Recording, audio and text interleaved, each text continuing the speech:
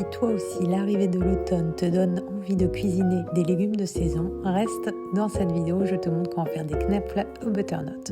Direction le four vapeur et tu insères ta butternut pour 1 heure à 100 degrés. Si tu n'as pas de four vapeur, c'est pas grave, tu peux aussi le faire au four classique.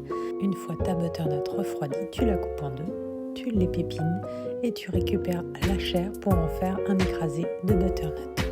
Je préfère être honnête avec toi, de faire des gnocchis ou des knödel de butternut. C'est assez long, ça ne s'improvise pas. Moi, je l'ai fait en 2 fois. J'ai d'abord cuit la veille le butternut et le lendemain, j'ai fait l'écrasé. Après, tu insères 2 jaunes d'œufs. Tu rajoutes du poivre, du sel.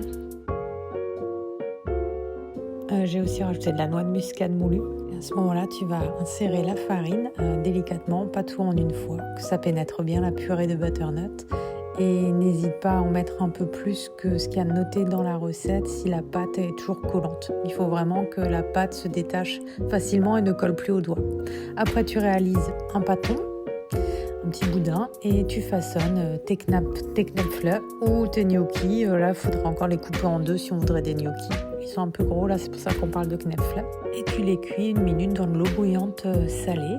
Et quand ça remonte à la surface, tu les mets dans une passoire. Et tu fais revenir un peu de beurre généreusement. Là, en même temps, j'ai fait partir une sauce crème pour accompagner le plat.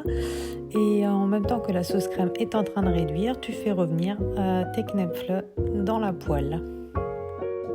Quand tes knödel au butternut seront bien grillés, tu les dresses dans ton assiette. Tu rajoutes ta sauce crème. J'ai saupoudré encore de parmesan, mais tu pouvais aussi mettre du parmesan directement dans la pâte. Je rajoute un peu de fleur de sel, du poivre. Et voilà, ton assiette est prête. Tu me diras ce que t'en penses. Bonne dégustation.